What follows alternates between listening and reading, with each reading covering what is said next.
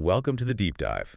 Today, we're going to get into something that comes up a lot, strength training. Yeah, specifically some of the myths that seem to stick around. Exactly. We've looked at some info to try and clear things up. We know you want the useful stuff without, wading through tons of jargon. The goal is really just clarity, so you can train smart, feel good about it. Okay, let's dive right in. Myth number one, and this is a big one, especially for women maybe. Lifting weights makes you bulky.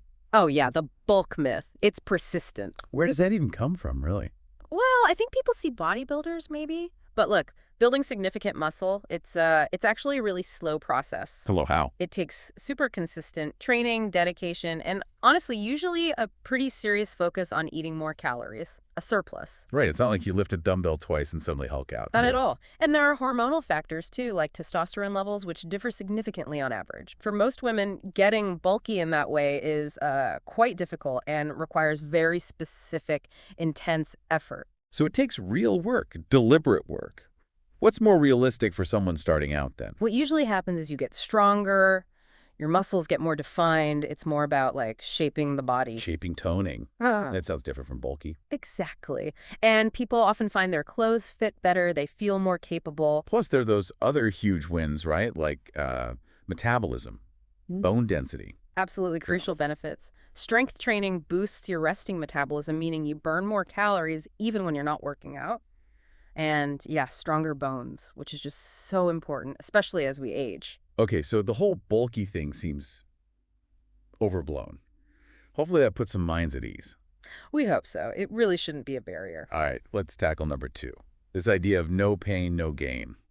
You have to be sore after a workout for it to count. Ah, yes, the soreness equation. Feeling sore means you did something good, right? I've definitely fallen into that trap. Like, if I'm not aching the next day, did I even try hard enough? It's a common thought. And look, soreness, DOMS, delayed onset muscle soreness, it definitely happens, especially when you start something new or really push the intensity. But is it the goal? Is it the only sign you're making progress? Not necessarily, no. It can be a sign you challenge your muscles in a new way, but it's not the most reliable measure of a workout's effectiveness long term. So what is a better measure then? The real key is something called progressive overload.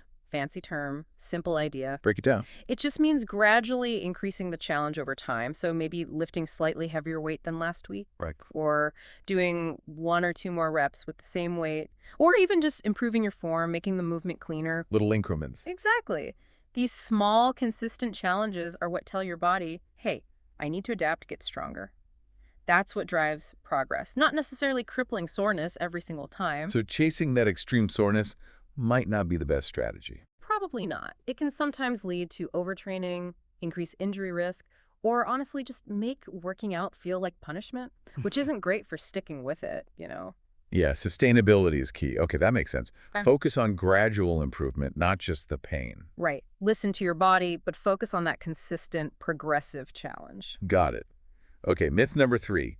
This one pits two workout styles against each other. Cardio is better for fat loss than strength training. The cardio versus weights debate for fat loss. Classic. Now, obviously, cardio is good for you. Heart health, endurance. Oh, absolutely. No question. Cardio burns calories while you're doing it. Great for the cardiovascular system. Essential stuff. But when the main goal is losing fat and keeping it off, is cardio the best tool or the only tool? Well, that's where strength training really comes into its own, maybe in a way people underestimate. How so? It comes back to muscle. Muscle tissue is more metabolically active than fat tissue, meaning it burns more calories just existing at rest. So if you build more muscle through strength training, your body's baseline calorie burn goes up, well, even when you're sitting at your desk. Precisely. Cardio burns calories during the session, maybe a bit after. Strength training helps build the machinery, the muscle that burns more calories 204/7. That's a pretty powerful long-term effect for fat management. It really is. It changes your body composition, more muscle, less fat, which helps sustain fat loss over the long haul. It's not just about the calories burned in the workout. So it's less of an either and more about maybe needing both, but understanding strength's unique role in metabolism. Yeah, a combination is often ideal, but definitely don't neglect strength training if sustainable fat loss and improved body composition are your goals. Okay, this is great stuff, and it naturally leads to some practical questions people have when they're trying to put this into action. Like how often, how to combine things? Exactly. Yeah. So let's tackle a common one. How often should I actually do strength training if I'm just starting out? Good question. For beginners, the general recommendation is usually around 2 to 3 times per week. 2 to 3 times. Yeah, and the big focus initially shouldn't necessarily be lifting super heavy or anything. It's about consistency, just showing up those 2, 3 times and really learning the proper form for the exercises. Form over weight, especially at the start. Absolutely. Build that solid foundation, prevent injuries. That's way more important early on. Makes sense. Another one we hear a lot. Can I do strength and cardio in the same workout session? People are busy, right? Totally understandable. And yes, you absolutely can combine them. Is there a right way to do it? Like order matters. It kind of depends on your main goal for that day, or overall, if your priority is getting stronger. Strength first. Generally, yeah. Do your lifting when your muscles are fresh, less fatigued. Then follow up with cardio. And if the goal is more general fitness or maybe maximizing calorie burn in that session? Then the order probably matters less. Some people prefer cardio first to warm up, others like finishing with it. You can experiment and see what works for you and your schedule. So flexible, but maybe prioritize based on your primary focus. Exactly. Tailor it to what you're trying to achieve. Okay, let's try and wrap this up then. We've busted some big myths today. Hopefully. Lifting weights won't automatically make most people bulky. It's more about shaping and strength. Right. And extreme soreness isn't the only or even the best sign of progress. Think gradual overload. And while cardio is great, strength training is, well, super important for boosting metabolism and long-term fat management.